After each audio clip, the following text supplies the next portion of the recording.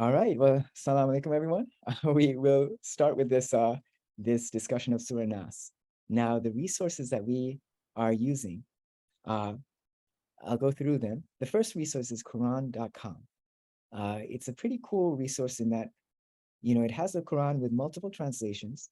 If you go up to the corner, there's a settings page.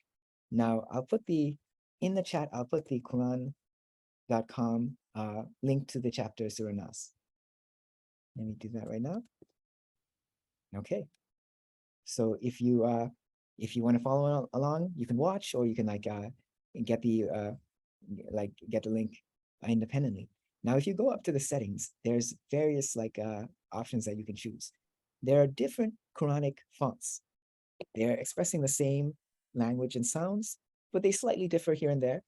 And because of that, because we want to have that faculty and that comfort, wherever the font of Arabic that you're using, we'll be going through some of the fonts. Like I have the tab open in various different fonts. So one of the fonts that is common is the Indo-Pak. It's a more like South Asian Persianate font of Arabic.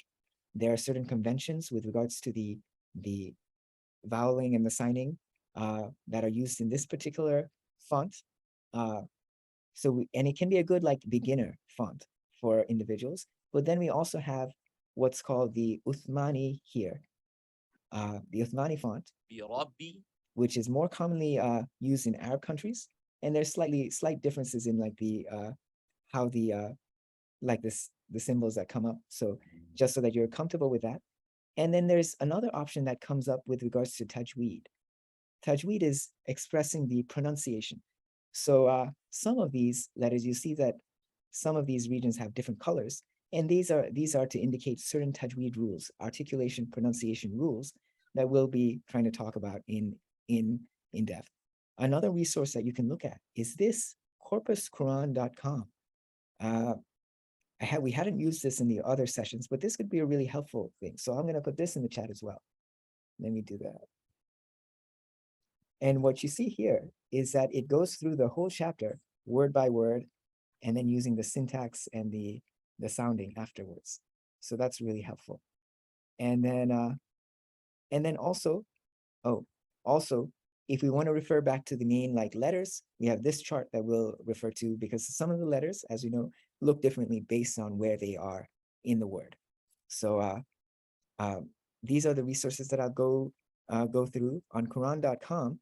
If you scroll down, you can do word by word by pressing this translation and transliteration, and this puts the rough Arabic pronunciation as well as the meaning underneath. There are a number of translations that you can look at. If you go down to the options, right now it's set to this Mustafa Khattab as a default, but we can use whatever translations. For the purpose of our session, we'll always try to start low level with the pronunciation, and then we'll go into meaning and other factors like that. One thing we hadn't really talked about in the last session, or hadn't really done in the last sessions, was,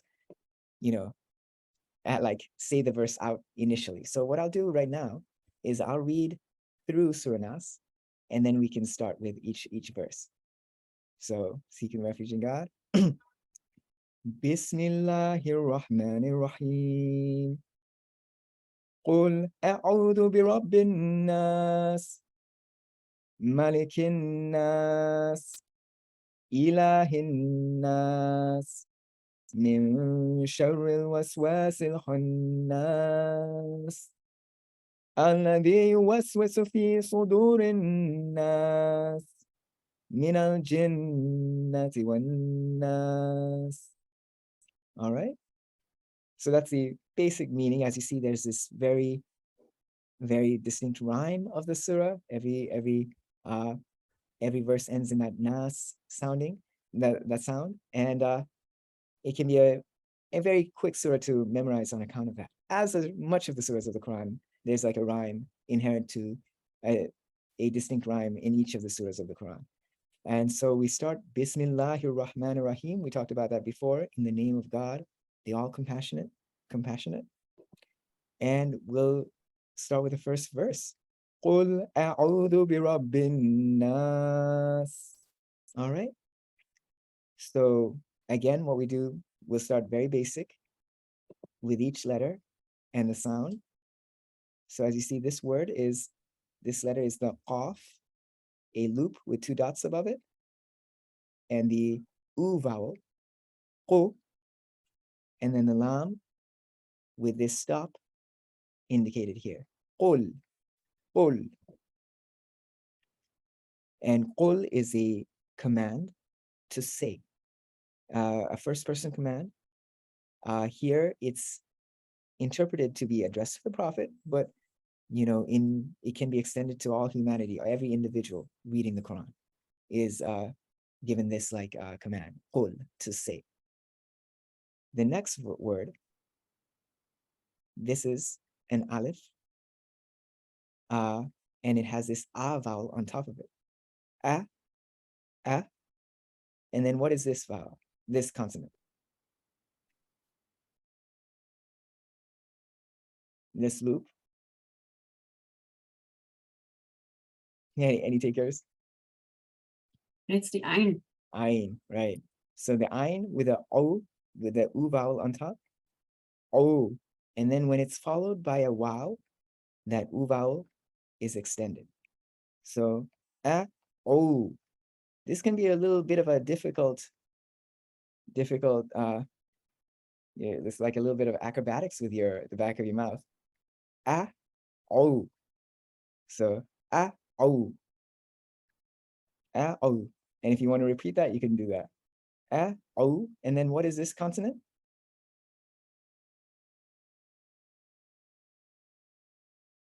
Any takers? Dot. Dad is a the sound, like the word the or that. It's the dal shape with a dot above it, and then the u vowel. A'udhu, a'udhu. So the o is lengthened, and then du at the end. A'udhu. Okay. Now a'udhu means I seek refuge. It's a continuous present day verb. A'udhu. The means it's a first person verb. I seek refuge. It may be helpful to go through verbs and talk about the main conjugations of verbs that you'll see in the present tense. We've talked about that before, but before we can compare it with with how it's written in the Arabic font. You'll see that in this font, there's a hamza indicating that the aleph, you just make the aleph sound independent here. So o, and here in the Arabic font, there's no stop necessarily written on the wow, but it means the same thing. When you see the wow after an u vowel, it's still lengthened. So those are the differences between these two scripts that you see here, but it's expressed the same way. Now, a'udhu, that's I seek refuge. So just briefly, we can go through the present day conjugations, and they're generally 6 that I'd like you to maybe think about. Hopefully that makes it easy. So a'udhu is I seek refuge. Na'udhu with a noon at the front is we seek refuge. And then you have ya'udhu. Ya'udhu with a ya at the front would be he or it. It's the grammatically masculine verb form. He or it seeks refuge. And then you have ta'udhu. Ta'udhu can be complicated because it's not only it can mean she or it, the feminine, but it could also mean you. Ta'udhu can mean both she and you. And a very distinct feature in Arabic is that plural group nouns, a group of things together. When we normally use the plural, actually in Arabic, treats that as a feminine singular object. So sometimes the ta'udhu, that verb conjugation, is used for that as well. So like a group of things. So a'udhu, I seek refuge. Na'udhu, we seek refuge. Then ya'udhu, he or it seeks refuge. Ta'udhu, she or it or a group of things or you seek refuge. So a lot of functions for that. And then ya'uduna, they seek refuge. That's the like the distinct plural. And then ta'uduna, you all seek refuge. So those are the main like Arabic conjugations that if you have those 6 in mind, there's a lot of other conjugations like the dual and other things that you'll come across, and we'll come across it step by step here. But if you get those 6, those are like the most common that you might find used. All right. Any questions there? Oh, I think you explained that very well. Well, thank you. Thank you. Yeah. If any questions come up, do bring that up, raise it, like, let me know. Definitely. All right. So I seek refuge. Now let's come to this word. What is this consonant with a dot below? That's the Anyone else but me? yeah, we have the well, and what do you want to say? The bat. Yeah. And you can like the mnemonic, 1 dot below ba. So B. We've seen this before in these sessions when we started with Bismillah Rahman Rahim. It's a preposition that connects to the word after it, but it means in. I seek refuge in. It's ba with a e vowel underneath it, this line underneath, B. So just like in Bismillah, in the name of God, right?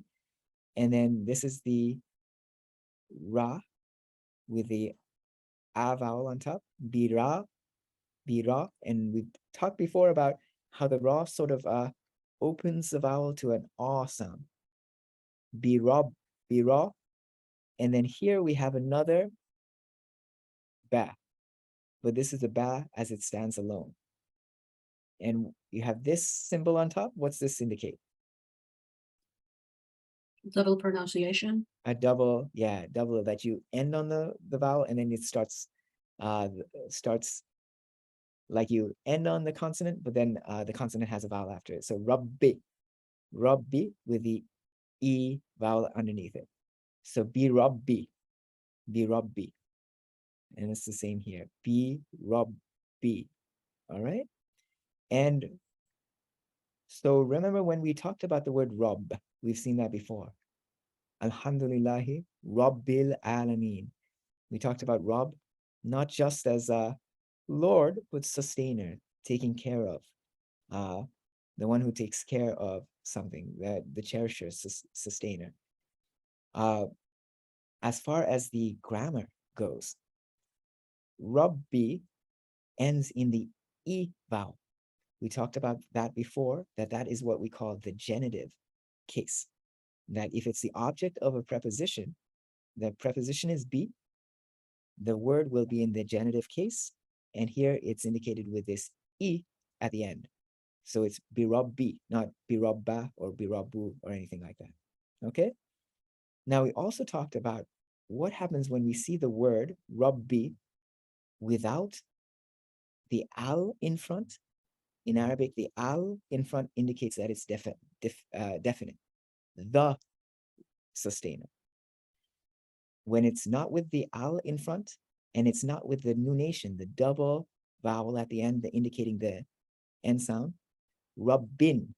If you see a double double symbol at the end, that indicates nunation, that it's ends in the noon, rabbin. So those are the two options that you have. You can make it definite, a word definite with al at the front, ar-rabb, or you can make it indefinite with the nunation at the end, rabbin, a sustainer. So definite is the sustainer. Indefinite, rabbin, is a sustainer. And when it's not marked for either of those cases, like in this case, rabbi, it's a construct. It indicates that it's something is going to follow it. So be rabbi, Lord or sustainer of something. That's how you make the construct. It's neither marked as definitive with an al at the front or indefinite with a rabbin. It's just the basic word, sustainer of something. Okay? Any questions there? Okay. And that word that comes next is this word, Annas. So here we see the aleph, but in the Indo-Pak script, it's unmarked, meaning that you ignore it, and then you have the lam. The aleph lam is the indicator of definitiveness, the, but even the lam is unmarked. That's because it's followed by a noon, this one dot above. And when you have those situations where the aleph lam is followed by a noon, al nas, the lam merges into the noon, and you lose the lam and you double up the noon. So al nas becomes annas. So without these marked, you ignore it. So you go, it takes a vowel from before, this rabbi, bi rabbin, the double noon, the a vowel, and then the aleph lengthens that vowel, rabbin nas, and then this is, what is this consonant? This, Seen? the seen. So bi rabbin nas. At the end, you'll see that it has a e at the end. As we discussed before, the genitive case is used not only for a object of the preposition, like here, bi rabbin, bi rabbi, but also whatever follows in the construct case, the sustainer of nas. Nas means people or humankind or humanity. Okay? Nas. And it's in the genitive case because it's the second object of the construct. In, whenever you have that, so in the name would be in the genitive case, of people would be in the genitive case, nasi, okay? But then, because it's at the end of the phrase, you can like drop that last vowel and just pronounce the last consonant, like the last syllable before that, lengthening it a little bit if you'd like. Qul a'udhu bi rabbin nas. Okay? So once again, all together. Qul a'udhu bi rabbin nas. At this point, would anyone want to jump in and also read and practice a little bit? I can do that. Okay, Mary. I just have a question for, Uh-huh. you probably already said this and I just wasn't following, but the nas at the end, it has the E. So how come you stop it with the S and don't go to the E? Because it says E there. Yeah, in there nas. is an E there, yeah. When you So- pronounce it, you just stopped at the S, I think. So Or no? that's a feature of like the Arabic, the poetry of the Quran, and the feature of it is that when you stop at a verse, you can drop the short vowel Okay. right before. And that so like the short vowel is only pronounced in the midst of a sentence. Okay. Thank you. That makes sense. And as we'll see when we recite through, not having the short vowel there really pulls out the rhyme of the verses. And we saw that in like Fatiha as well, and Surah Ikhlas when we did that. But that's a feature of like the poetic approach to the Quranic Arabic, that you can drop that last vowel Okay. right at the end. Okay. Yeah. Qul a'udhu bi rabbin nas. Qul a'udhu bi rabbin nas. Yeah. I can't do that, iron thing. But anyway. Yeah, it is a bit of a difficult, like because you have a aleph, and then you have to switch over to the ayn, a'udhu, a'udhu. A'udhu. Yeah, anyway, A'udhu. that's as close as I can get. Qul a'udhu bi rabbin nas. Bi rabbin nas. Wonderful, wonderful. Would anyone else like to practice?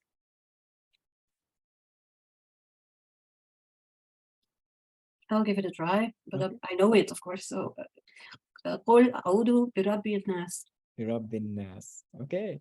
Now a little bit of a side word on the word nas. Nas means humans or people, right? Now nas, we have the alif lam at the beginning. That indicates that it is definite, the people or people in general, right? How would you make it indefinite? Is there any word nas without the aleph and lam? Can you just say, oh, these are some people, nas, nasin? Can you say that? Actually you can't. Nas is a contraction of a of the word unas. Unas. Okay. So unas is the main word. And sometimes you'll find in the Quran, the word unas comes up. Kullu unasin. Like kullu unasin, like each group of people. So what happens with when the word unas becomes definite, it you have al unas, and then the u sort of contracts out and falls out. So it becomes from al unas, it becomes al nas, and then the lam merges into the noon, an nas. And we saw that happening in another word we talked about before, ilah, God, right? Al ilah, the God, that vowel right there contracts out to Allah. So it's interesting that I've only seen that in those two words. I'm not sure of many other words that have that function, but unas becomes al from unas. You don't say al unas, but it contracts into annas. And then ilah, you don't say al ilah, it contracts into Allah, the God. Okay. Any questions there? May I try to say it? Yeah, definitely. Okay. Ul a'udu bi rabbina. Wonderful, wonderful. Qul a'udhu bi rabbin nas. Wonderful. Thank you. All right. So we'll go on to the next verse. It's a short verse. This is what is this? Meme. A meme. Meme with the a vowel, ma. And this is, Aleph. it's almost looks like aleph, but because it connects after it. Oh, the la or Yeah, L. yes, the exactly. sound lam, sorry. Yeah, so this is a lam. Ma, and with the e vowel under, mali. And then what is this? With this little like squiggle. Kaf. That's the calf. That's the calf at the end of a word. If you just like, calf is one of those that changes, like in the middle or beginning of a word, it's this big S shape right here that connects to the next, but at the end, it looks like a lamb with the little S shape written in the middle. So it's yeah, it can be a little confusing there. So Maliki. So Maliki. Now, why is it with the E at the end? Because it is still in the genitive case, because it's still taken as the object of this preposition, be. I seek refuge in the sustainer of people. In who? In the Malik. Malik is the word for king or ruler, okay? Ruler, and again, because it's not preceded by al, so it's not definite. It's not saying the ruler, and it doesn't have the double mark at the end to say malikin. It's not saying a ruler. It's just the differentiated maliki. That means it's the first object of a construct. King of something, okay? So maliki, ruler of, and then the same word as before, nas, ruler of humanity, okay? Any questions there? Sorry, could you repeat how to say the whole sentence? Malikin nas. So again, because it's the end of the sentence, you can drop that last short vowel. Malikin nas. And when you double up the noon, you can like hold it for a little bit, make it a little like nasalized. Malikin nas. So all together, Qul a'udhu bi rabbin nas, malikin nas. All right. And then we can go to this next sentence is also pretty short. What is this? The aleph with the e vowel underneath. The lam. And the lam has this upright vowel here. That's the long A. So, you know, like there's no aleph written into the word here, but with the upright vowel, you pronounce it as a lengthened ah sound. This is the lam, ilah, and then what is this? This is the ha with the e on the end. Ilahi. We've seen that word before. Ilah is God, right? And it's not, again, it's not definite, al-ilah, which would have contracted to Allah, the God. And it's not indefinite in that you have like ilahin, a God, but rather it's the undifferentiated ilahi, God of something else. God of, and again, the same word, nas, ilahin nas, God of humanity, God of people. So would anyone want to recite all three verses together? I will try. Okay. Okay, so starting at the beginning, you mean? Uh-huh. Okay. Kul audu birabbin nas, malikin nas, ilahin nas. Wonderful. Ilahin nas. Now, differences you see in different scripts. In this, remember we talked about that in the Arabic script, you have this little squiggle over the aleph sometimes, and that indicates that this aleph is one that doesn't have its own inherent vowel, and it pulls a vowel from before. In the Indo-Pak script, they don't see any reason to indicate that. But when you see a squiggle on the Arabic script like this, that means you're connecting it with the vowel before, unless it's at the beginning of a sentence in which if it's in the construct al, then you would pronounce it as a ah sound. Or if it's a vowel, you'd pronounce it like a e. But those are those are a little, like, we'll get to that when that comes. But here, when the aleph has this squiggle, you take the vowel from before. And then here, what you see in the word ilah, it has a hamza, indicating that this aleph is not one of those squiggle alephs. So it has its own inherent vowel, e. And then the way they represent this is to have the slash above for the ah vowel, and then have a double aleph here. It seems a little redundant, but this is functioning as a lengthening aleph that's written into the word. So ilahinnas, it lengthens this vowel. In the Indo-Pak script, because of the redundancy, it's just indicated by one upright line.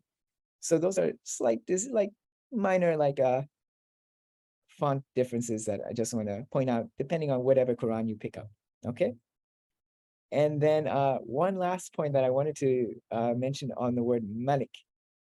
So we actually saw this word in Fatiha, except it was slightly different.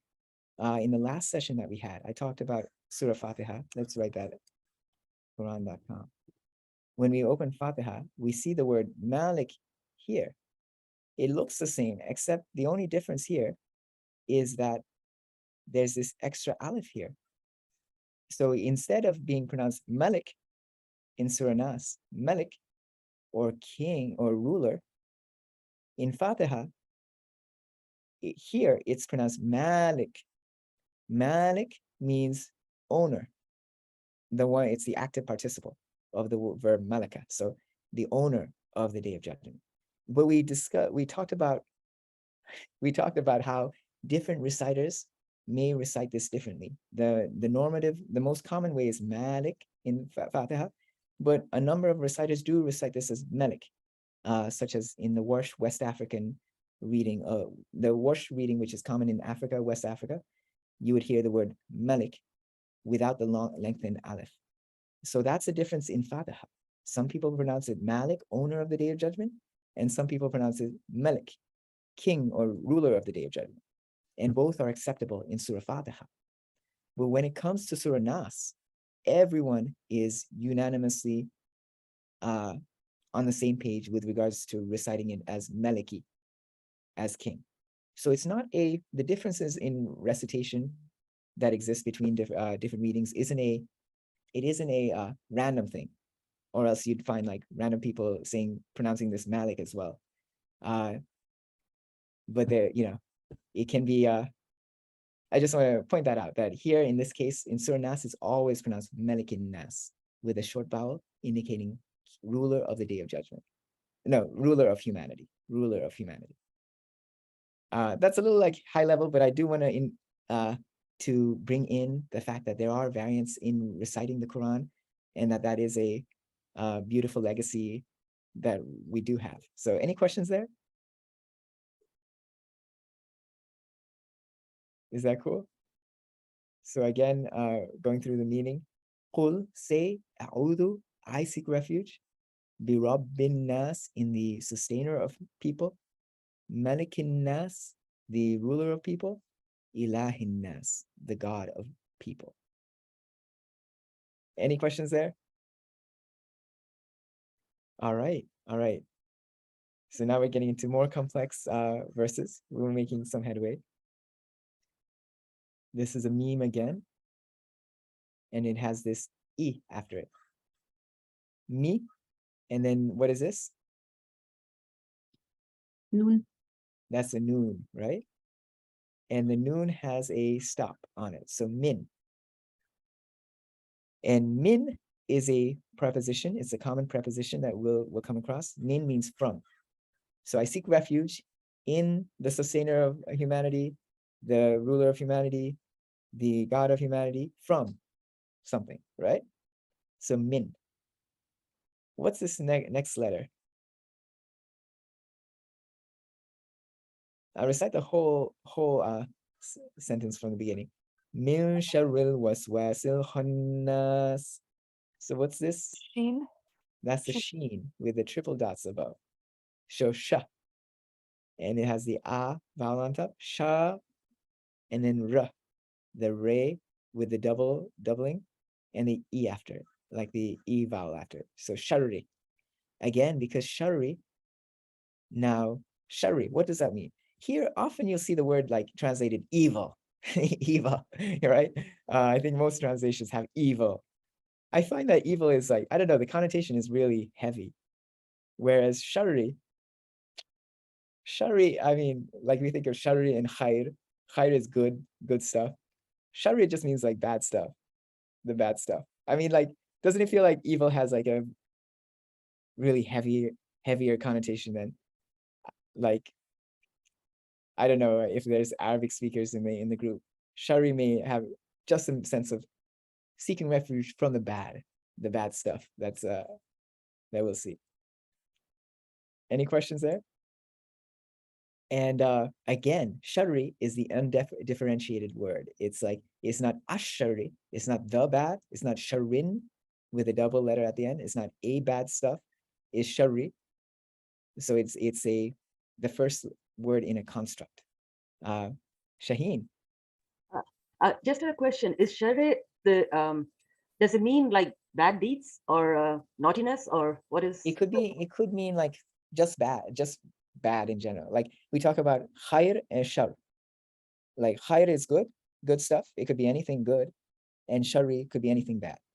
Okay, like in Urdu, there is the word shararat, and that is used for somebody who's naughty. Oh, it could be shararat, huh? Yeah, that could be related to that. Yeah, But the root seems to be coming from shar. yeah, it does look like it, that. So it could be like somebody who's like, naughty, like doing bad stuff, like a bad, shararat. Is that feminine, by the way? Shararat No, sounds. it can apply to both men and women. Oh, okay. But I was just wondering whether what is meant here is as bad as evil or as mild as naughty. I think it has all those meanings, because it could be like what's bad could be anything, and that you're seeking refuge from. And it could be just mild badness, or like the heavy, like evils, or yeah. I mean, this could go from anything from a prank to, I don't know, genocide. So Yeah, I mean, the meaning can be broad like that, so when we say the bad stuff of what, that'll come in these words, which could be even a small thing. It could be a larger thing, so yeah, there's that flexibility in the meaning, the fluidity of that meaning in that word. And I just wanted to point out, because many of the translations do use the word evil, and that's fine, but evil has a really heavier connotation, I feel, in English. yes. So min shari, from the bad stuff of, the bad of, it's a construct, bad of what? So we have this word, al-waswas, okay? This is the aleph, the lam, so we know it's definite now, it's the wa.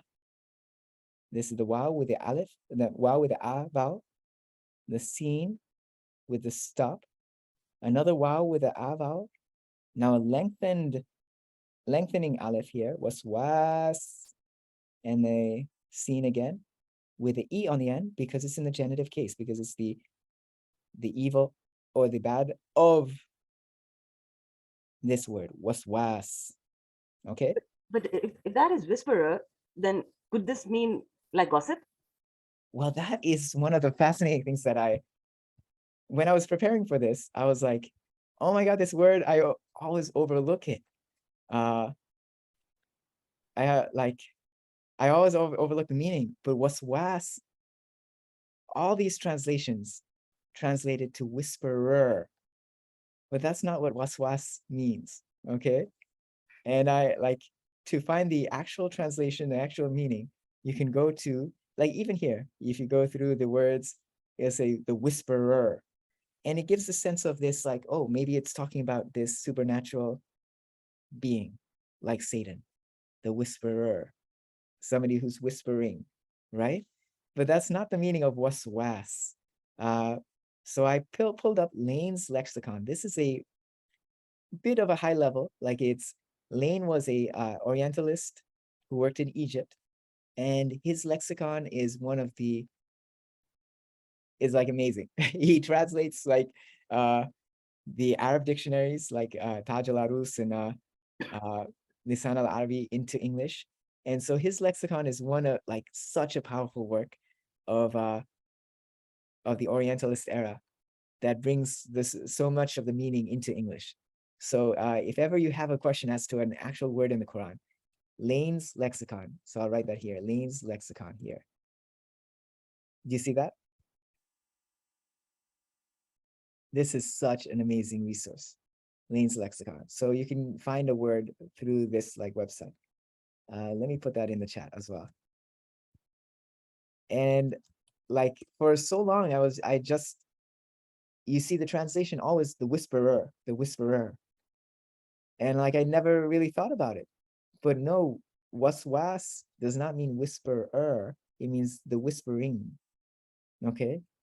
So waswas, if you go to the entry, it's under the entry of was, and the vowel, like the verb is waswasa. Waswasa. He spoke or talked indistinctly, or in a low, faint, gently, or soft manner with confusedness. So waswasa is to whisper, right? Speaking in a low, faint, gentle, soft manner with confusedness. So that's what waswasa mean. Now, waswasa, the verbal noun is waswas. And so the meaning is not the whisperer, the one who is whispering. That would be like wa, to say that you would say wa, was, wa. Well, I'm not sure exactly. But the word waswasa means speech or talk that is indistinct, low, faint, gentle, soft, low, confused, a prompting or suggestion. So waswasa means the actual, rather than a supernatural or like a being that's whispering, it's the actual like mundane whisper or the thought itself. Does everyone get that?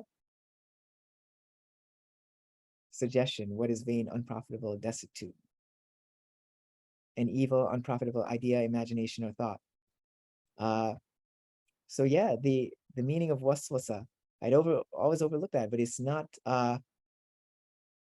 the active participle that's being used here. It's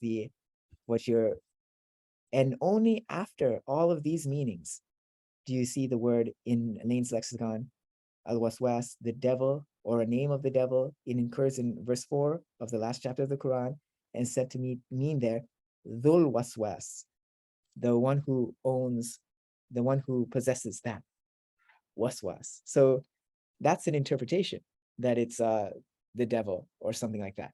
But the actual meaning of waswas is just the whisper. So what it's actually saying is, I seek refuge in God from the bad of the whisper, and then this word, al, this is a ha.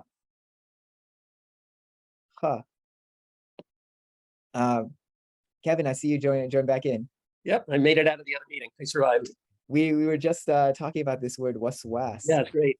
It's It's kind all- of, I don't know if you mentioned it, but it's kind of, what's the word? It's like onomatopoeic. It sounds like what it is. Yeah. You go, Yeah, like whispering, you know. It's Yeah, a exactly. really cool word, you know. the word whispers. So, but what was surprising, like when I was like preparing for that, is that all the translations have the word whisperer as like an active participle, but waswas simply means the whisper itself, Yeah. not the active participle. It's the Yes. from the Yes. bad of the whisper, and this is the adjective. What kind of whisper? Al ha. This is the ha, or the ha, right? The ha, ha, noon, doubling, hannas, with the scene at the end, hannas, or the withdrawing, hidden, kind of I lurking. never I never understood the meaning of that withdraws. Like I just don't, it just doesn't make sense to me. Like What's I don't get it. Like something or someone whispers these bad things and then they like slink away or something, or they go like like I just don't get it. It's a withdraws? weird, Yeah. Huh. is it just me who doesn't like Well, the sense of withdrawing is like the sense of like that it pops up and then disappears. It's just like those fleeting things, that right? makes more sense. Okay, thank Yeah. Like you. it pops up, goes, disappears, hidden. And Yeah, it's sort of like, on when you look at it too closely, it disappears. It's sort of like this kind of, and I think, I don't know, if it's bubbling. like a snake thing there, but I think of it like a snake kind of going away, you know, when it knows I that was- it's seen. I was exactly thinking about the same thing. The snake that lurks Eve in the Bible into Mhm. biting from the apple and then just slithers away. Yeah. Interesting. Yeah. It has it may have that like it's interesting, like the word in Hebrew, I think in the Bible for that snake in Genesis is nachash or something like that. Yeah. And I think it may have that similar sense, but it's different. This is hannas, and that could be nachash. Yeah. I don't know. Yeah, maybe it'd be interesting to look into that. So yeah, hannas. So what it's saying is that I seek refuge from the bad of the lurking or the that hidden whisper itself. Okay. Min sharril waswasil khannas. Now, some aspects of the pronunciation and tajweed. Look here. In the Indo-Pak script, you have a mark over the noon. Okay. In the Arabic script, here, normally you would see a mark over it, over the noon, to say that it's you stopping on the noon, but you don't see it here. Okay. And we see that in the tajweed. Here you have the tajweed, the colors indicate different tajweed rules. So the doubling of the noon, it's with this green color. The lengthening of the vowel with the purple. Ilahin nas, right? And then you see this is in a different color. What's this indicating? What it is indicating is that the noon in front of certain vowels, or I'm sorry, the noon in front of certain consonants becomes nasalized. Okay, this is a tajweed rule of pronunciation. So we could talk about that a little bit. When does a noon when it's in front of certain consonants become nasalized? So so instead of min shari, it's min shari, not min shari. That's a hard N, min shari. It becomes min shari. It's this nasalized sound, min shari. Has anyone heard that before? People making that sound? Mhm. Yes. Min sharril waswasil khannas. So there's certain rules for that. Okay. So when a noon is followed by nasal consonants, like a noon, another noon, or a meme, what happens is that the noon merges into those consonants and you have a little bit of nasalization. And you see that here in the word annas. So an, if you say from light, min nur, the noon merges into the next noon and you double it a little bit with that nasalization. Min nur, because min nur. Okay. Or if it merges, the noon also merges into the meme. Min ma, because from water. Min ma, because mimma. Okay. So those are when a noon is followed by a nasal consonant. When a noon is followed by a, I think it's called a liquid or an R or an L. In those cases, the noon completely disappears into the R or the L. We saw that when we were saying Surah Ikhlas. Lam yakun lam yakun lahu. The noon merges into the lam. Lam yakul lahu kufuwan ahad. Yeah. Or we say Muhammadun Rasulullah because Muhammadur Rasulullah. So in front of the R and the L, the noon completely merges into it, and you don't have any nasalization there. Yeah. And then when the noon is followed, if the noon is at the end of the word and is followed by the semi-vowel, ya or a wa, what happens then? The noon merges into the ya or the wa, and it's nasalized. So you say man yasha becomes man yasha. Minwal, minwal. It merges into the vowel and you nasalize it a little bit. Okay. And in front of most consonants, the noon nasalizes. So here, min sharri, min sharri, min deen. Most consonants it nasalizes unless it is like an aleph or there's six of those consonants that are from the back of your throat. The aleph, a, the ayn, a, the ha, the ha, the ha, and the ha. In front of those consonants, then you do a hard noon. So you would say kufu an ahad, kufu an ahad, right? So so generally, those are just like some like tajweed rules that hopefully that's helpful. What in the Indo-Pak script you don't really notice. You have to just know the rules that like before the noon, like before the sheen, the min won't become nasalized. In the Arabic script, they sort of indicated by not having anything over noon in this case. And then if you're reading from a tajweed script which has different colors, that's what it's indicating here with the redness, that this noon is being nasalized here. Any questions there? Would anyone like to read that verse?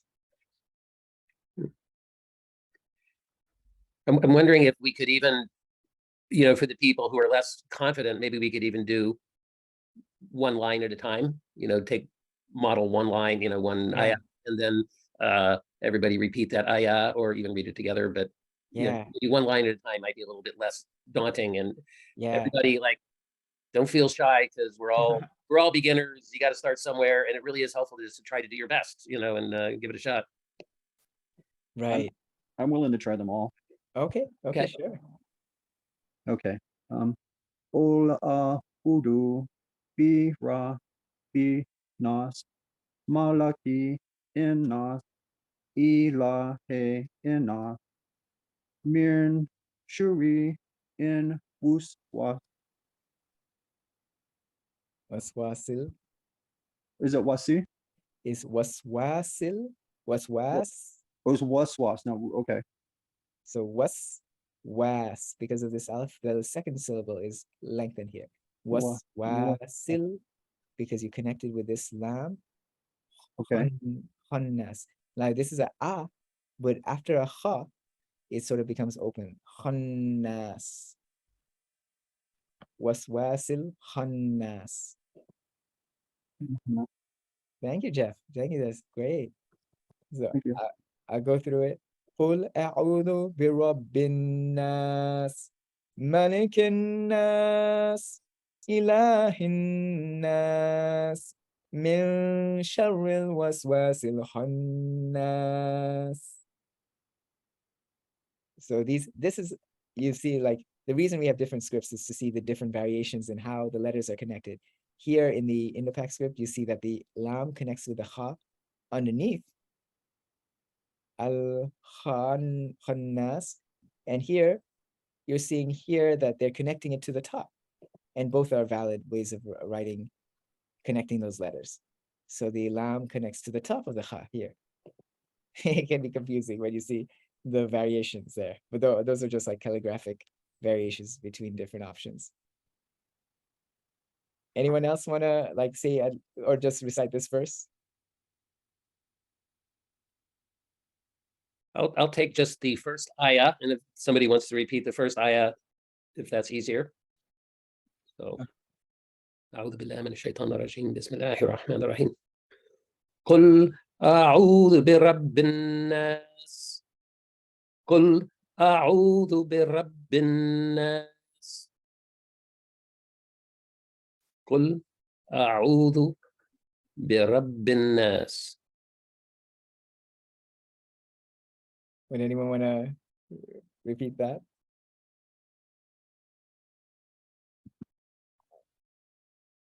Okay, if no one will do it, I'll do it. قل أعوذ برب الناس. Mhm.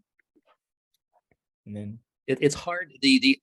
I find it difficult, like the oh, it's sort of like a jump in the back of the mouth, like the it's a little bit hard to get out. yeah. And plus the ayn is difficult for us because it doesn't exist in English and many of our other languages, but it's a work in progress. So Yeah. أعوذ برب الناس. قل أعوذ برب الناس ملك الناس إله الناس. And then min shar, like would anyone want to recite this verse? Min sharril waswasil khannas. Anyone who hasn't I can do it. uh-huh. Min sharril waswasil khannas. Right. And again, you can like nasalize that noon. Min sharril waswasil khannas.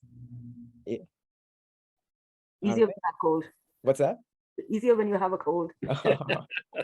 All right. So we'll do And just like a general comment for all of us is to try to pay attention to the shadda, the little W sort of thing that's above the letter. So min shar, you hold it a little bit longer. Min sharril waswas al khannas. The nun on the khannas gets held a little bit longer. So not khannas, it's khannas. And that's, again, an ongoing, every time you see that little shadda, you kind of have to pay attention to that. All right, let's see. We can get to this. We have 2 more verses, making good headway, relatively, I think. So I'll recite this verse. Alladhi yuwaswisu fi sudurin nas. Alladhi yuwaswisu fi sudurin nas. So this is a alif, and then the lam with a shadda over it, the doubling. Allah. Now note that here, like, again, there's nothing over this aleph. So one could connect it with the scene from before. Khanasilladhi. But if you're starting the sentence anew, here there's a unspoken aleph that you can make an unspoken vowel that you start the sentence with.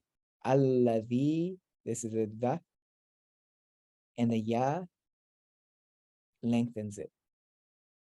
Alladhi. And alladhi means who or which.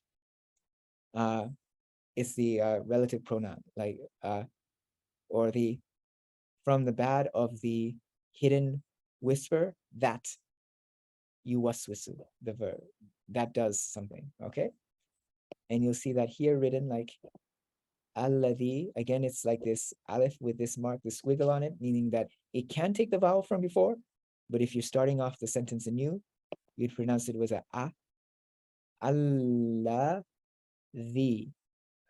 This is the and the ya.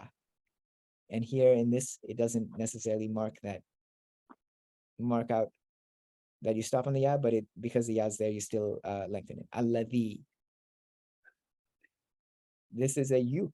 The 2 dots below makes the ya sound with the u vowel. You, wa, was, wisu. So this is a verb that's associated with this word waswas.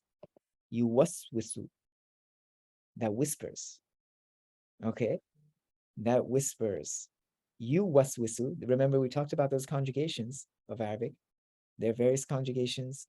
If I say uwaswisu, it means I whisper. Nuwaswisu, we whisper. Yuwaswisu, it or he whispers, if it's a masculine noun. Tuwaswisu, she or it, or a feminine noun, or a group of things, or you whisper. Tuwaswisu. Yuwaswisun, they whisper. Tuwaswisun, you all whisper. The main conjugation. So yuwaswisu means it whispers. Okay. And then this is this loop with a dot above, fa, right? And this is how you can write the ya underneath the fa. So it's the same ya as here, but when it's connected, it can come like this. And you have the e vowel, fi, fi. Okay, and fi is another preposition. Here you see it like this: the loop with the dot, fa, with the e vowel, and then the ya after it, and to lengthen it, fi. And fi means in. And in what? So I seek refuge in God from the bad of the hidden whisper that whispers in sudur. So what is this consonant? So this is the saw. So it's a velarized, it's like a, instead of the scene, which is sa, it's more from the back of your throat, saw, or the fullness of your mouth, saw. And so with the u vowel, so, and then the dal, do, the wow lengthens it, and then the ra, sudur, sudur. And you see that here, written like this: sin, dal, wow, sudur. Now, again, sudur is undifferentiated. There's no al. It's not, sudur means chest, or the breast, the chest, like the inner part, like of an individual. And so sudur is the plural of sadr, in the chest of, and because it's undifferentiated, there's no al in front. It's not as-sudur, the chest. It's not sudurin, some chests, but it's chest of, is in the construct case. Sudurin, and this word that we see before, nas, though that whispers in the chests of people. Okay. Any questions there? So alladhi yuwaswisu fi sudurin nas. All together. قل أعوذ برب الناس ملك الناس إله الناس من شر الوسواس الخناس الذي يوسوس في صدور الناس. Would anyone like to read this verse again? Practice on this verse.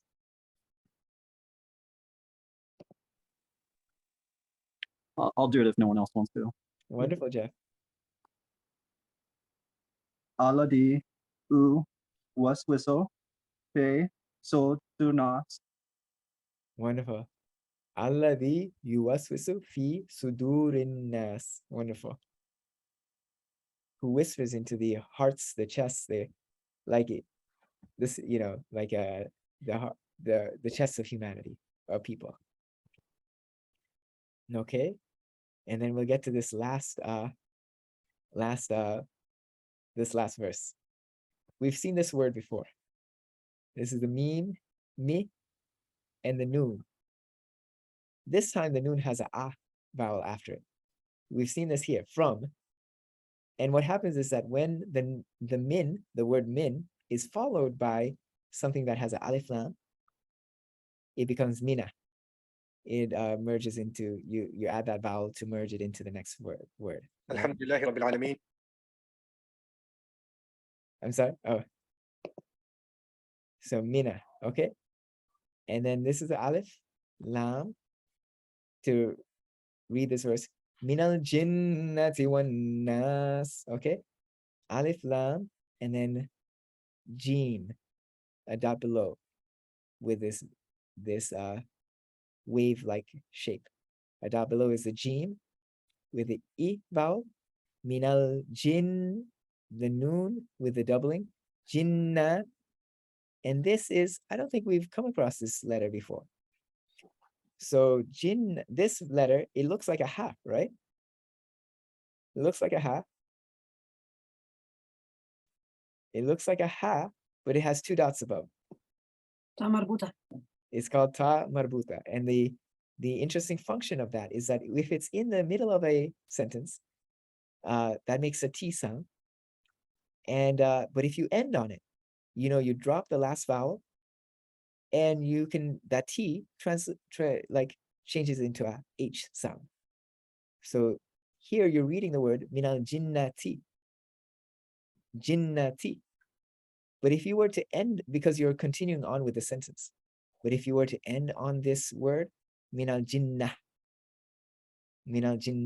right? Minal jinnati to minal jinnah, if you're just ending on that sentence. And the ta marbuta often comes up with, comes in feminine, grammatically feminine words. Often will have the ta marbuta at the end. Okay, now jinnati, every translation I've come is jinn.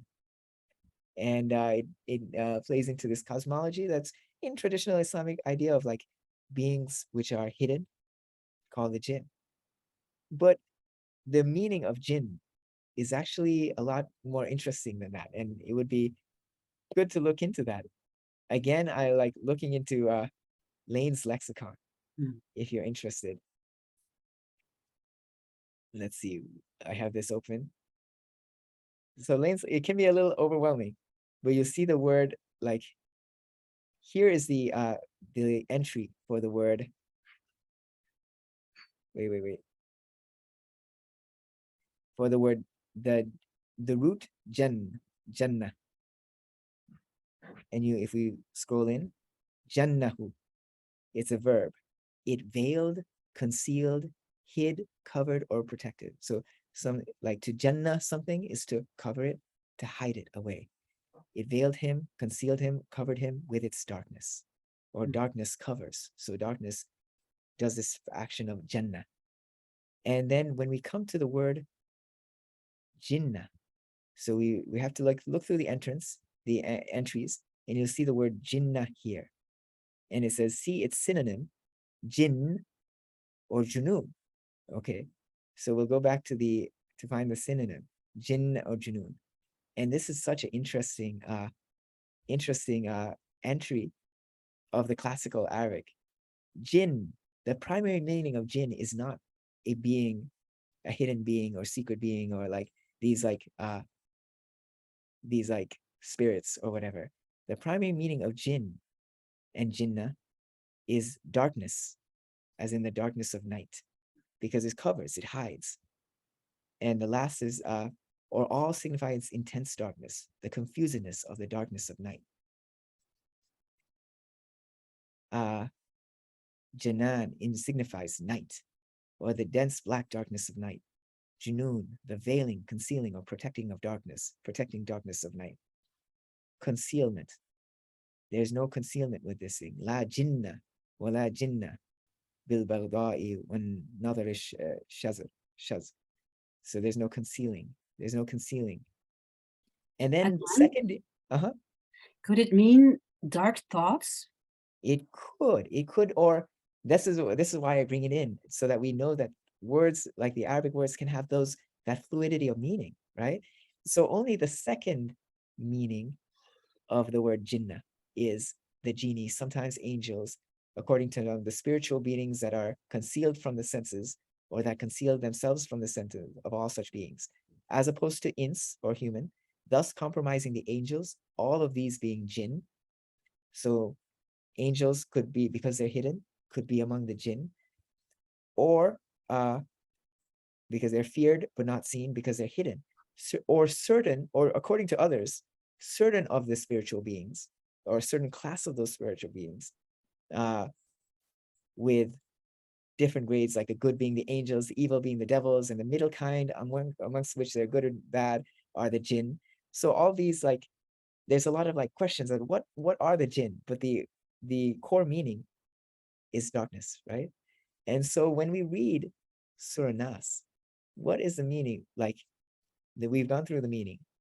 Say, I seek refuge in the sustainer of people, the ruler of people, the God of people, from the bad of the hidden whisper that whispers into the chests of people, from al-jinnati wan nas.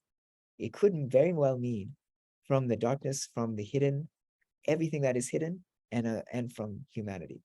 And yeah, it has that fluidity, that wideness of meaning. And it's not necessarily referring to a supernatural being, but anything that's hidden from which that whisper may come about. Yeah. Kevin? Yeah, I was just gonna, I forget exactly what at one point I was interested, like, min al jinnati wa nas, like if that was ambiguous, that this whisper could come from the jinn or the darkness, or it could also come from the people. From other people, yeah. Yeah, from other people. Yeah, so it questions this interpretation that you're talking about, this as a specific being, like a Satan of some sort. Here, these translations have from the lurking whisperer, Mhm. often thought to be a Satan figure who whispers into the hearts of mankind, but then from among jinn and humans, that doesn't fit with the idea of like one particular whisperer, but rather the meaning that we're reading here is from the evil of the hidden whisper, the whisper itself, that comes up into the chest of humanity, whether from the darkness, that which is hidden, or from other people. And so it can have that wideness of meaning. It's just like very, very interesting looking into the actual meaning of jinnah and jinn, which we often like, like, it's good to question often the sometimes our superstitious like focus on jinns doing this, and think about like, what is the Quran actually saying? Yeah, So does this mean it could come from a physical object also? possibly some, like, the whisper can come from any source, right? And in this prayer, you're just seeking that refuge from that the bad aspects of whatever whisper, because whispers can come whatever, and some of them could be good whispers. Yeah, that's why you're saying sharri min sharril waswas, the bad aspects of the whisper that may be hidden, may like come about and disappear, is this image of this like bubbling, like coming out of nowhere into the depths of the intimate depths of an individual, whether the source of those whispers are out of the blue, from the jinnah, or from things that other people are doing, from Nas. Mhm. I have a question because it came up in the Lane's lexicon, and I half know this but don't quite get it. There are 3 words related to anas. There's ins that it mentions in Lane. Ins is a singular, I think, right? Yeah. And there's insan, which is a person, and then anas, which is maybe a collective noun for people. Is that your Yeah, understanding? They're so all pretty related. So ins is a like yeah, so Here it says insan, the opposite of ins, that jinn in that second genie type, meaning, yeah, that's the opposite of ins. But I don't know. right. Lane, Right. So those are all related words, right? Insan can mean the human, Mhm, and I think ins and insan are relatively synonymous. mhm. Like relatively synonymous in maybe different forms, ins and insan. And then the plural, unas, are people. And when you make it definitive or definite with al unas, that contracts to annas. Oh, so it's ins and unas in the indefinite? Like the plural is unas. Unas Unas. is people. So sometimes they قَدْ عَلِمَ كُلُّ أُنَاسٍ مَشْرَبَهُم. Each group of people, each tribe or each group of people knew their like in that verse, knew like what they were drinking from. It's Right. like unas is the core word, Right. and when it becomes definite with the al, Mhm. al unas contracts to annas, sort of like how al ilah, the God, contracts to Allah. Allah. Yeah. And I feel like those are the only two words that I've seen that does that. But yeah, I'd be interested if anyone Yeah, knows anything about that. But Thank you. yeah, but And I then think there's insan, that maybe we're getting too much in the weeds here, but that form of insan with the alif, like also with rahm and rahman, there's some connotation of that form of the adding an alif to that structure, and I'm not sure what it is, whether it's an older form of the word or it's stronger, or I'm not sure how to interpret that. Huh. but, it you may know, be good if you want to, maybe we can check that in Lane's lexicon. Yeah, Be interesting to. So we go to Aleph, yeah, and go to the entry on ins, yeah. Aleph noon. Where is this going to be? And so this is ins. There you go. Mhm. And if I go down, I'll open up the. So ins. There you go. Anisa. So is Anisa the plural again, you're saying? So this is a verb, anisa. Oh, Anisa. So like the Anisa way the- the way the Arabic dictionaries are set up is that Mhm. you have the verbal, Right. it's assuming that each word is coming from a verbal root. Right. The core root is anisa. Mhm. And anisa here, one of the anisa means he was or became sociable, companionable, conversational, inclined to company. That is one of the thoughts of like where the word nas comes from. Like Mhm. we are humans because we want to be with one another. Right. We want to like have that social community with one another. Social animal. In the poetics though, there are like you put forth another possible source of the word nas or insan is from nasya, to forget. Humans, because we forget. So that comes in the poetics as well. But this is also one of the sources of nas, to become social, to be in community with one another. He became cheered, gladdened by his company, by his presence, cheerful, gay, gladsome, right? And then so that's the meaning of the verb anisa. And then anisa is to become sociable, friendly, familiar, to act in that way. So we have to first it goes through the verbal roots, and then at one point it will come to the verbal nouns, uns, which means sociableness, companionableness, inclination to company, that friendliness, uns, and then ins. A chosen, select, particular or special friend or companion. Okay, this is my chosen or particular friend, insi, insika. My friend, my chosen or particular friend. Okay, that's interesting, right? And then we'll go to the next page. So you could go into so much time like looking at these particular friends, such as my companionship with thee. And then the second meaning of ins, mankind, the opposite of jinn. Yeah. Also anas or insan. The last being a general noun, but applied to the male and the female and singular, plural. One is also termed insi. So a lot of these different forms. Anas, the feminine of which is anasa. Yeah. So all these different verb forms. So it's post-classical. So it can be a little complicated looking into this, but all of this is going through all the verbs, all the words that are related to ins, and eventually it's coming to a tribe, like a tribe of a body of men. So because we're sociable, as we want to be with one another, we come and form these tribes, these communities. That's the word nas, unas. These social groups, right? Yeah. People. And so it's fascinating looking at these I really like the Lane's Lex. It just gives you many more examples than like Hans Ver. Yeah, But the Hans Ver is maybe easier for your first look up just to get a quick view of it. But this gives more detail. yeah. You can take a long time going through all of this. Yeah. Are all of the letters like his sources for like the S and the These are K? sources. Taj al-Arus is one of the Oh, Tajalaru. Okay, is so one of the very very important dictionaries. Yeah. dictionaries, and then I forget, this is Qa- Qa- Qanu- Qa- this is another dictionary. Right.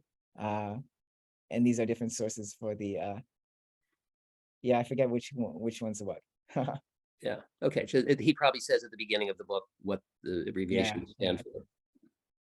Yeah, so that's the chapter, and we made it in like within 2 hours. I think we've done a little bit better progress than other days. Does anyone want to read through the whole chapter again? Or try? I'll recite it. قل أعوذ بسم الله الرحمن الرحيم قل أعوذ برب الناس ملك الناس إله الناس من شر الوسواس الخناس الذي يوسوس في صدور الناس من الجنة والناس. A side thing, if you ever hear the reciters from Sudan, They use the same vocal thing that you do. It seems like the what you do with your pitch seems similar to what I've heard people from the Sudan do. well, the Sudanese, what they do, the Sudanese recite from the reading of Abu Amr. Okay. And what is interesting in the reading of Surah Amr, Abu Amr, is that for some reason or another, I don't know why, but the word nas is pronounced like nis. Nis. And so you'll hear Sudanese reciters, قل أعوذ برب الناس ملك الناس إله الناس من شر الوسواس الخناس الذي يوسوس في صدور الناس من الجنة والناس. It's like if you notice that that's common in the Sudan because of the reading of Abu Amr. I didn't know. Yeah, it's kind of interesting, right? Yeah. No, I love the Sudanese recitations and resonate a lot with them. I was curious. That's kind of a question but you do a specific kind of reading at certain pitches and intervals that you need to generally do. Where is that from, or what's that called? Do you know? No, I guess I think it's just my personal style. You know, I sort of like got that from my dad, I think. Okay. But it's developed. And when I first heard the Sudanese recitations, I did recognize that, like, resonate a lot with them. Like I felt, oh, like this feels very similar to. And then over the past few years, I guess I've like, I do listen to what's his name, Muhammad Siddiq quite a bit. So I like definitely there's like a little bit of an influence there, but you know, like part of it is like my personal style with resonating with them. I find that interesting because I mean I know there are formal systems for intonational patterns. You know, some people like the Ottomans will do the what do they call it, the maqamat, where they'll it's like a certain scale or mode that they've created that's very formal, and you know, I mean, it would take a lot of listening. And then on the other, as you know, people who are not from that culture, you just kind of, you know, find your own way that sounds good often. And the one of the masjid that's closest to me is mostly older African American men who grew up in the Nation of Islam, and they kind of have their own way that is very kind of, I'd say, African American. There's the one guy who does the azan. It almost sounds like the blues. You know what I mean? The way he does it, you know, and it's beautiful. You know, totally. finds their own way. On the other hand, there are some, you know, traditional ways, either whether it's just something you hear or study, that are somewhat standardized. And then, you know, I think people might take that and then take it to their own place as well. That they, you know, but I did notice that the Sudanese way, I don't know if it's exactly what you do or close, but it has, I think it's a pentatonic scale or something like that. There's it's not the you know, it's not the maqamat, it's more sing-songy. It's more, Mm. you know, I'm not sure how to describe it, but Yeah, no, I mean, they're all beautiful. They're all beautiful. yeah, there's like in the Arab world there are like you hear what's called 10 different maqamat Mhm. which are based on Arabic music. And because I'm not familiar with Arabic music, a lot of them sound the same to me. Mhm.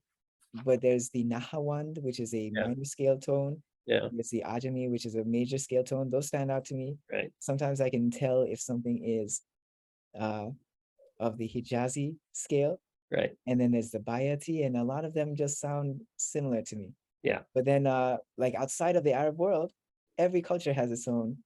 Right. So like Well, Arabic, yeah, Turkish. I mean, I think the Arabic, Turkish, and Persian. Yeah. the yeah, I Persian think and there's a Arabic. lot of similarity Mhm. among them. I mean, it's not exactly there, you know, but I think what you think of like when in the Arabic world is actually kind of established during the Ottoman time, so it's Turkish too, you know.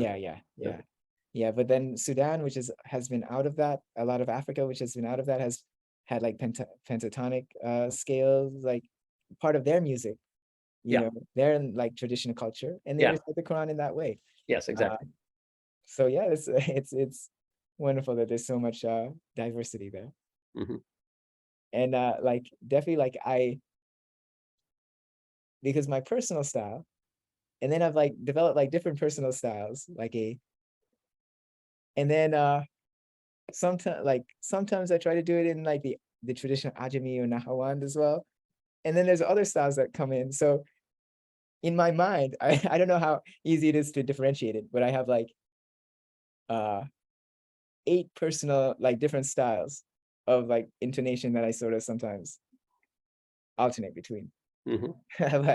But like it's hard to like name them. Like I don't know music theory as much to Yeah. to describe those styles and stuff. Yeah. I'll post on the Facebook group. There's a few interesting links. There's actually a kind of a whole website dedicated to maqam and maqamat, where you can like listen to examples of different Yeah. maqamat. And then there's one that's kind of fun. It's like a popular YouTube one, but it's a Turkish muadhin who's performing for a bunch of tourists, you know, at the door of a mosque, and he does the adhan in I think 4 or 5 different maqamat.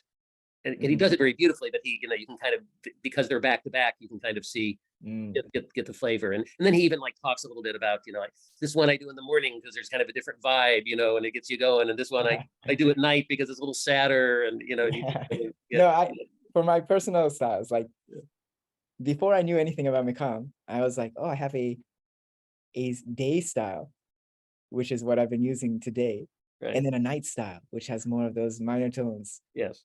And then I like heard about the Arabic Maqam, and I was like, oh, I could do it in Ajami and Nahawan. Yeah. And then I came across the Sudanese, and I'm like, oh, I'd like to mimic them a little bit. And that's brought like maybe 4 approximate styles, that like additional styles that aren't exactly like the Sudanese, but you know, my attempts to try to be similar to that. So yeah. So yeah. But yeah, it's all like an act of, I don't know, I find so much beauty in the Quran, and the recitation of the Quran. Yeah. Any questions for anyone on that, or on the whole surah? What we learned today, is this just from the Quran? What is it called that we learned today? So this is Surah Nas. It's the last chapter of the Quran. Surah Nas. Okay. Nas, Anas, or named after people. Surah Nas. So yeah, this is a common surah, because so the Quran, way the Quran is structured, you have Fatiha, the opening of the Quran is a short surah at the beginning. And then generally, people would structure a book with the longest chapters first. So the first few chapters are the longest, and then the shorter chapters are at the end. But in practice, in the Muslim world, it's those short chapters at the end which are the most memorized, most used in like the day-to-day lives of Muslims. So Surah Nas, the last chapter. Right before this, we did Surah Qul Huwallahu Ahad, which is the third to last chapter. Next time we'll do Surah Falaq. which is the second to last chapter. We'll go work our way back because those are short surahs. We can work on the grammar as we go through it. And those are generally the surahs that are most in the day-to-day lives of Muslims, like most recited. Shaheen? Just wanted to add that the Quran begins with the Surah Fatiha, which is an opening prayer for guidance, and it ends with the Surah Nas, or which is also translated as humanity or humankind, and the end is also a prayer, and this one is for protection. Right. Yeah. Yeah, I got something to quickly add to. I mean, just a short commentary from what I've heard. You may or may not agree with what I'm going to say, but it's fine.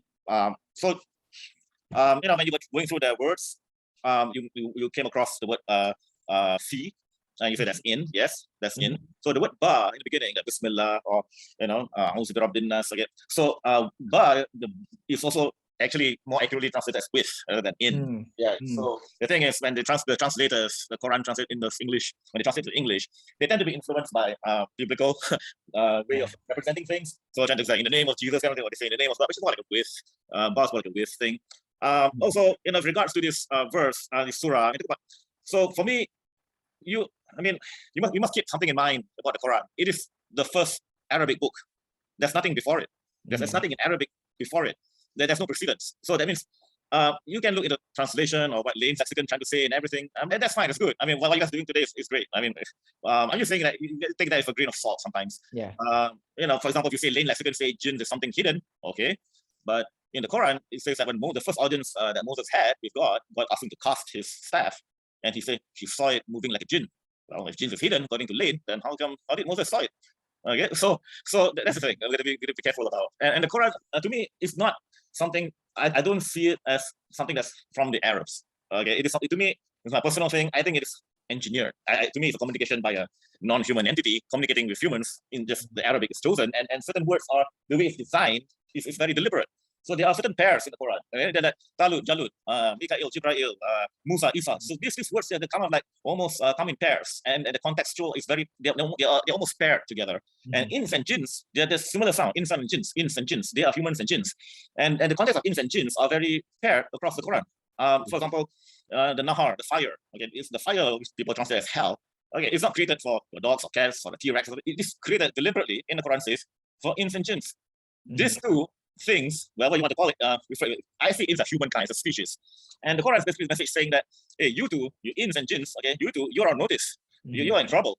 Okay, so in the last part you're reading right now, these two are mentioned again. Hey, you two, okay, there's something here, okay, it's relating to this whispering. So this whispering to me, if you again, I heard someone say it doesn't make sense and everything. So to me, my reading of this surah is basically it's about subliminal messaging. Okay, so this is the way that the ins, the humans are created. I mean, this is a weakness that we have, whereby we think that we are in control of our thoughts, but actually maybe our thoughts were actually guided by something else.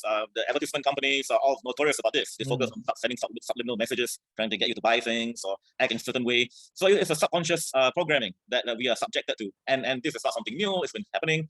So I think this is more like it's not a prayer of protection against some kind of a ghost, something like that. It's more psychological. That hey, I'm turning to God. It's like saying that watch what you're thinking. Okay, so you're thinking in a certain way, but then you got to think. What am I thinking? What if you feel like you're procrastinating or you feel like depression or something like that? Sometimes you got to like analyze what are you thinking of, because maybe what you're going through is actually something that has been influencing you. So this is what the whispering is all about to me. So yeah, so that's my short take on appreciate it. Yeah. Yeah, definitely. With regards to the meaning there, like the point here is not to say that, oh, this word means this and not this. Definitely, like there could be like our approach in this group or like my personal approach is like to celebrate the vastness of meaning in the Quran. And there may be this aspect of like in the context their context of Arabia, there was this understanding of these hidden beings, the jinn. Yeah. There are also like and that could be referenced in the Quran, but also the meaning of the Quran could be wider than that. And learning the context of its revelation and the language of the Arabs at the time through like these dictionaries could be very helpful in being able to celebrate that wideness of meaning. That there could be multiplicity of meaning in any verse that we approach. So just to add to that is that in the Quran it says there's two types of verses, the Muhammad and the Mutashabihat. Muhammad talks about hukum, which is very judgment, which is a black and white, right and wrong, left and right. It's very duality. It's very clear what's this and that. And that is one type of verses in the Quran. Quran saying there's these types of verses. It's very clear. Don't kill people. Don't cause trouble. Okay, these are very clear. And there are verses as Mutashabihat. Okay, these are allegorical. They are very abstract and abstraction. And the Quran cautions us. They say, do not try to find. Translator translates as well as do not try to find meaning on it. The meaning only known to God. It's not that you can never find the meaning of things like that. It's like the context of the way the verse is presented is as an concept is abstraction. Okay, so I work with software and everything, so this thing is like ingrained in me. So it's like abstraction means it is you take it at that. It's an abstract. You pull from it a concept. You don't try to. But the Quran conscious do not try to find something that is concrete from this. Because that's not. It's a concept that you have to take with you and not something concrete. So when the Quran warns this, if you try to do that, you are perversing it. You're perversing it and you're going against it.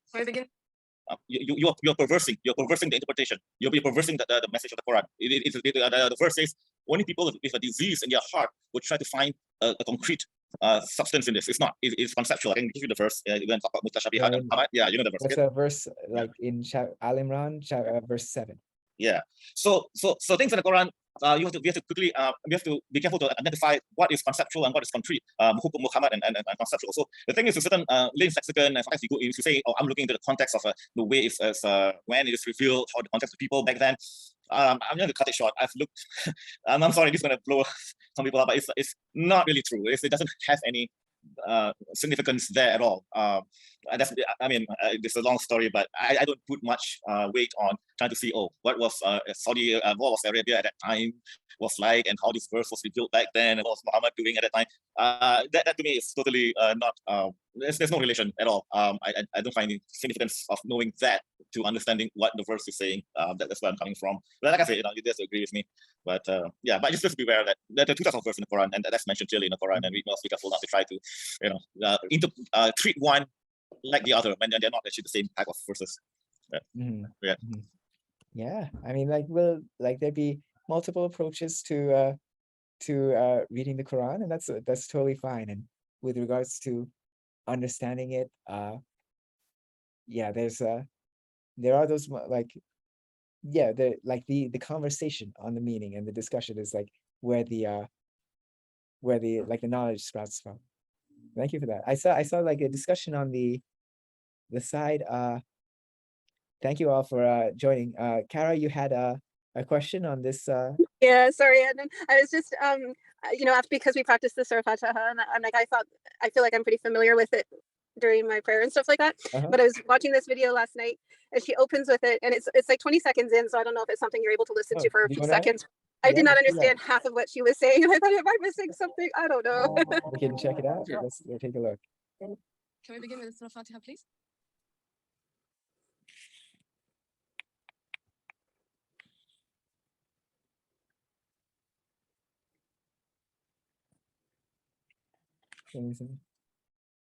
Oh, is it here? والفاطمة الزهراء والأيب بياء محمد المسلم بسم الله نحمده ونسبحه. Wait, 20 minutes? Well, you said it. No, sorry, 20. It's just 20 seconds, 26 seconds in from the very beginning. Oh, okay. Yeah. أعوذ بالله من الشيطان اللعين الرجيم بسم الله الرحمن الرحيم بسم الله نحمده ونسبحه ونستعينه من كل شر أخذ شر نفسي فإن النفس أمارة بالسوء إلا. Are you talking about this? Yeah, it's like I'm recognizing parts of it, but then there's a bunch of other parts I'm not recognizing. Yeah. Oh, okay. So she said, let's begin with a Fatiha. I think when she said that, she was like calling upon the crowd to say a silent Fatiha. So there was so after that, like maybe people said Fatiha by themselves, and then she started a talk, and the talk is her independent. It's not Fatiha itself. I see. I was so confused because I was hearing parts that I recognized. I was like, what is that? I think she's saying kind of like a dua or an invocation to begin this thing. And, it's like, oh, Allah, we depend on you. And, it's like a general blessing that's probably, I'd have to hear it again, but it's probably what I guess what we call it, frozen speech. So it says, let me see. We praise you, we praise him, I think. I seek refuge in God. الرحمن الرحيم بسم الله نحمده ونسبحه Bismillahi nahmaduhu. In the name of God, we praise you and we praise him and we praise God and we glorify God Yeah. ونستعينه and من we seek كل refuge, we seek help from God. شر أخذ شر نفسي فإن النفس أمارة بالسوء. So like it's a, like an initiating like statement. And you'll see various people have various statements. Like one common one you'll hear in certain like sermons is like Alhamdulillah nahmaduhu wa nasta'inuhu wa nastaghfiruhu wa na'udhu bihi min shururi anfusina wa sayyiati a'malina may yahdihillahu fala mudilla lahu wa may yudlil fala hadiya lahu. So you'll hear these maybe in a sermon or anything like that. And it's just so that one in particular starts in we praise God and we seek God's help and we seek God's forgiveness and we seek refuge in God from the harms of our own selves and the wrongs of the bad aspects of ourselves and the harms of our actions. And these are just like ways that people introduce like a little talk. That's great. Okay, that explains so much now. Thank you. I was like understanding parts of it, and I was like, I don't understand. Like, why? How is this all coming from Surah Fatah? Okay, makes so much more sense now. Thank you, Adnan. No worries. Well, thank you. Any other questions there or thoughts on the surah? I don't know how to Thank you raise all my for- hand. Yeah, Jeff? Yeah, sorry, I don't know how to raise my hand on the software quite yet. The gentleman that was speaking just a few minutes ago that was talking about the conceptual stuff versus the concrete stuff that's in the Quran. I don't know if he's still here. If he is, I just had a question. Does he have a resource or anything that I could look at as far as the information he was talking about, as far as where the information itself would have came from for the Quran that he was referring to? So resource wise, so I've like I mentioned earlier when I joined the group, it's the Quran is something that I've been looking at for the past 22 years, and I have been in, how should I say, in-depth discussion with many other Quran readers. Back then, I've even joined Arabic language course, so to speak, that was organized by the Quran readers many years ago. I didn't stay that long because I was still in Malaysia before I moved to the United States 20 years ago. But the take that I got from that course was that they hired an Arabic instructor who is he instructs Arabic courses for German companies, multinationals. So he wasn't really teaching us the Quran; he was teaching us Quranic Arabic. Okay, and what we draw from that was that there are many things, the words in the Quran that is like it's on its own. It's not in the colloquial Arabic. It's very conceptual. But in any case, many of the things I mentioned are mainly from my understanding of reading things. But you can see the thing that you can get an indication from the Quran is when you use the word mithala. There's a lot of verse that starts with or contains in the verse mithal. Watch for that. That means it almost translates as the similitude or the similarity of that. So when the Quran talks about that, it is talking something very abstract. For example, the similarity of Jannah, so the similarity of the garden. So garden is very conceptual. There's no concept of heaven in the Quran. That's very Judeo-biblical tradition. It's more of a garden. So it talks about or the allegory of I can't remember if I can use there, but they've been used. Garden is very widely used. But there are many more, like the allegory of hell or the fire. So these are important things. But I think sometimes you find the Quran speaking about something that is very I wouldn't say you can't make sense of it, but something a bit off. I mean, I won't say off, like a how do I say this? in much more quote unquote mystical verses. Then it's something that if you cannot grasp at that point of time, what is it that it is referring to? Sometimes it's just best to take it as a concept rather than try to find some historical implication. Someone's giving some commentary of it. Because those commentaries or some reference, people just, if you ask me, they're just guessing. It's more of a concept kind of thing. So yeah, I'm sorry, I can't point you to any kind of book that will tell you. No, I think I understand. I mean, Yeah. that gives me a starting point, and thank you for that. Yeah, thank you. You're welcome. Shaheen? Sorry, was trying to unmute. The Quran itself has verses that say that there are some verses that are allegorical and some are kind of literal. So this concept is outlined in the Quran itself. I'm not sure of the exact reference. Adnan, you might know, but I think it might be in Imran. Yeah, I pulled it up here. 8 somewhere. It's like the 7th verse of Surah Imran, and it's 3:7, yes. So it says, God is the one who revealed to you the book, in which some verses are muhkamat, precise. They are the foundation of the book, while others are mutashabihat. Shabaha means to be similar. So allegorical, here it's translated elusive. And it says, those who have deviant hearts follow the elusive verses, seeking to spread doubt. Well, this is one interpretation. One could say they seek its ta'wil, its meaning. وَمَا يَعْلَمُ تَأْوِيلَهُ إِلَّا اللَّهُ. But none knows their meaning except God. But there's even in the recitation of this verse, there's like ambiguity. None knows their meaning except God, or none knows their meaning except God and those rooted in knowledge. Okay.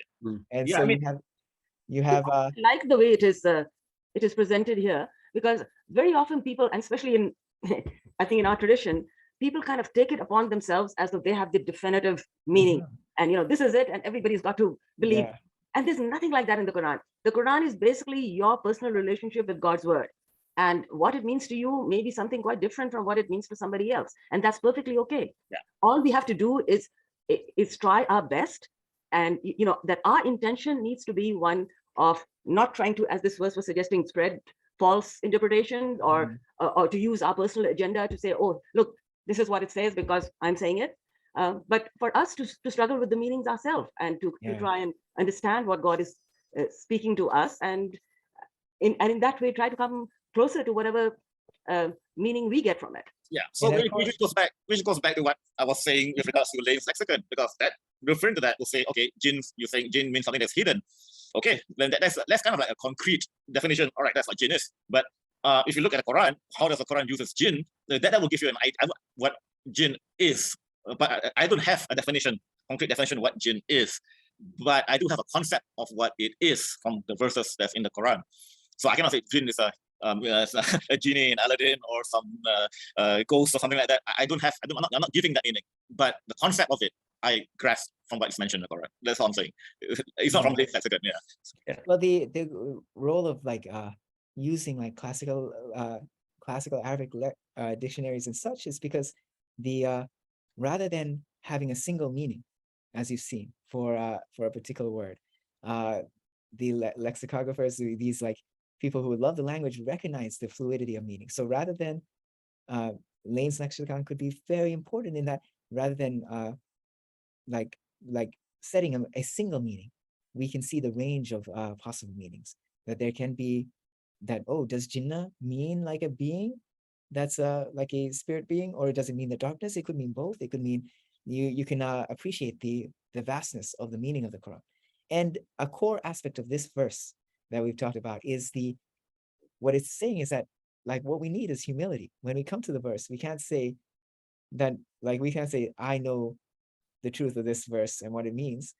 It's encouraging us this approach, approach of humility when we come to the text, that we don't know the full meaning, that there could be multiple meanings, that we're trying our best towards it.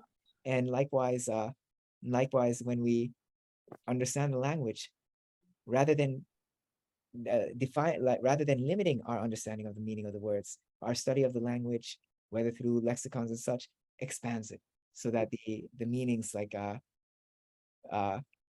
we're more humble, that we can't grasp the absolute meaning, and rather know that there's the multiplicity of possibilities that are there. Yeah. Kevin, is it? I would be careful with that kind of perspective. First of all, the way that I've read this, I've analyzed this verse for a long time, trying to understand what it's trying to say here. I mean, to me, the Quran is very clear. Many other verses that, hey, you have to read this book and you have to understand it. You have to get the message. And so it's not the sense that, oh, we would never know, or we would never grasp. I think this verse is basically saying that from an engineering point of view, like I said, if it's engineered, if this thing's designed and engineered in a way that from an engineering point of view, we have a concept called abstraction. And abstraction means that it is meant to be that. You cannot make it concrete. The whole meaning is the abstract. The whole meaning is the abstract. If you take the abstract and give it concreteness, it distorts the meaning. So this is what this cautionary thing is. They say, for example, if God says the malaika, if the wings span and everything, okay, we cannot. That is more of a very abstract representation. It is a missile. It's an allegory. That doesn't mean you cannot use part of your our brain to kind of grasp. If you're trying to explain the might of the malaikat. Okay, so okay, we grasp it as that. So we understood that, okay, this thing is pretty powerful, because that's where the word comes from. When you talk about the Surah Nas, you talk about Malik, the root word that means strength. Malik means strength. Malakat aimanuhum. That means that if your right hand possess, people translate as slavery and everything. So Malik means strength. Someone who's a king is someone who has strength over the land, the kingdom. All right. So that's a root word for it. So I'm saying that we can understand, and our understanding of the Quran is a snapshot. It's a snapshot from what we observe from the world, what we use as facility, but we must understand it. But we must understand it in such that this is a concept, and I might change this. It might, once new things comes in, maybe I change my understanding of the concept. But when people start to go like medieval, like in the medieval days, people start to conjure up some mythical beings and all these angels, cherubs and all. So they try to make something concrete. They start to anthropomorphize things. The angels. The angel is a very Judeo-Christian concept. To me, there's no angels in the Quran at all. So these are, yeah, that's what I'm going to say. So I'm trying to be cautious in terms of hiding behind. We will never know. No, you know what you can at your level and what we can. We must understand it. The final definition of it. What does it mean by angels having the wingspan that Quran is talking about? Well, only God knows. Yes, only God knows the true meaning of that. But we get the concept. Yep, that thing is something something that's beyond our imagination. It might be very powerful, and yeah, that's what the understanding on our end is. That's what I'm going to say. Yeah. Yeah, thank you. Kevin? Yeah, I'm just going to reiterate kind of some of the things that Adnan said. You kind of said them before me, but first comment is just using a dictionary. As non-native speakers, reading a text that's written in a different language, it's a tool. And to be clear, Elaine's lexicon is not trying to tell us what the Quran means. It's a lexicon. He's looking at other Arabic dictionaries that look at a variety of sources. They're looking at old poetry, they're looking at historical texts, they're looking at the Quran, of course. And when you see those listings in a dictionary, as a language learner, a dictionary only gives you part of, it doesn't tell you which one is the best one to pick. If you're doing a translation of something, it's like, it could mean this, it could mean that. As a native speaker, or even theoretically as a native speaker at that time, whatever time in history you're looking about, you might have a most likely use of that, and you might have an intuitive, oh, that would be the meaning that's meant in this context. I actually don't know that as a modern person in the United States and California trying to learn this other language, so the dictionary is just a first step, and it can be helpful in a limited way because of that. And as you go, and I like the word that Shaheen said, it's a struggle, it's something I engage in, and it's sort of like a dichotomy or a kind of a, I don't know, a paradox or something, because it's a glass half empty, half full sort of thing. Like, can I absolutely know what this text means? Guys, my understanding tomorrow is going to be different than my understanding today, and different than my understanding next week, and I'm going to learn things and continue to engage with it. So yeah, I think to me it's tentative meaning. On the other hand, I am trying to find a meaning right now to me in this space, in this time where I am right now, and maybe it does have a meaning to me, and that is maybe in a sense a more fixed thing, but it's it obviously meant something to people 1400 years ago. And is it a waste of time and intellectual energy to try to understand what it might have meant and to learn about history and language and linguistic history? I think it's actually a valid thing to do, but that doesn't mean it's going to tell me what it means to me right in this instance. But being a geek, actually I think it's mixed. It is a historical text that has been understood in many ways across time and across space. And there is an Islamic tradition. And when you go back and read some of these medieval commentators, sometimes you might think, as a modern, you might think, oh my God, how did they come up with that? And other times it's like, oh, wow, that's very insightful. That's something that speaks to me even now. And isn't it amazing that this person 1,000 years ago, this scholar, this speaks to me right now. So I think it's good to be aware of this rich intellectual tradition and written tradition, but we're just dabbing into it. And I don't take it as, that some commentator from 1,000 years ago, that's what it has to mean. That doesn't mean that to me, but it is part of that process right here now in the moment of engaging the text. And I might consider that, as well as I might consider some, rando sheikh I see on YouTube, that, it's part of my life. That's who I am. That's who we are. So anyway, that's my 2 bits. Thank you. And Shaheen? I'm kind of thinking about a whole new topic for discussion at some point. I don't think we have time today, but what Umar mentioned about there not being any angels in the Quran, I think that is definitely something worthy of further discussion. My understanding is that Surah Baqarah does mention believing like the Malaika or the angels is Yes. are sort of mentioned there. The word is Malaika is there, but it's not angels. If I can just finish, Umar. Yeah. the other issue that I have come across is sometimes the word ruh, like Ruh al-Quddus, is used as angel, but ruh is also spirit. No. And then there are verses in Surah Maryam, I believe, about the pregnancy of Mary, where how the spirit was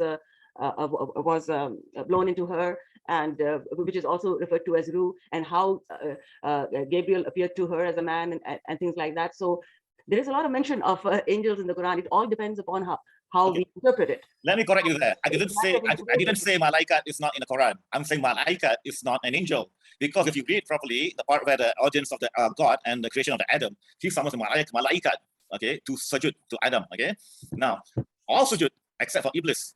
You read the passage, rule for Iblis.